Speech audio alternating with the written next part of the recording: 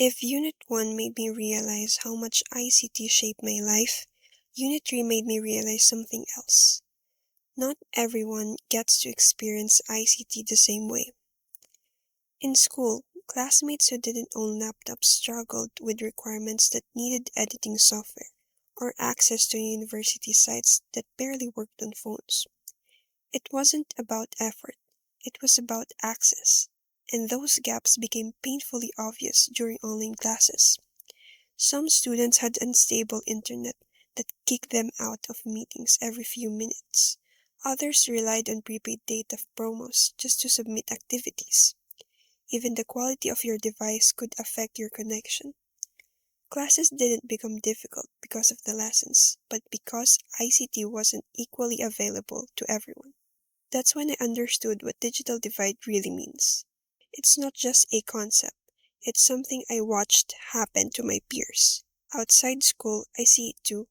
My parents still struggle with digital systems in fast food kiosks or online apps. Sometimes it's not the interface that is poorly designed, but a system so flawed that even the staff assistance button leads nowhere because the staff themselves don't help.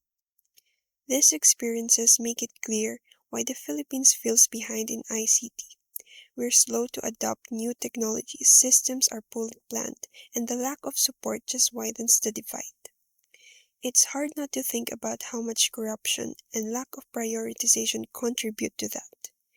And honestly, people just need help. Technology shouldn't feel like a barrier. It should come with guidance, staff support, intuitive design, tutorial modes, anything that makes it possible for older or less tech savvy people to adapt without feeling embarrassed or left behind. Unit 3 reminded me that ICT development isn't just about installing new systems or buying new devices. It's about making sure people can actually use them.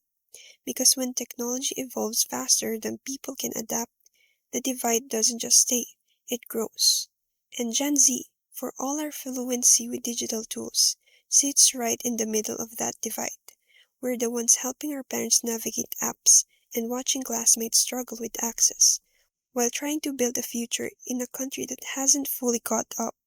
Unit 3 isn't just about ICT across nations, it's about the real people affected by it.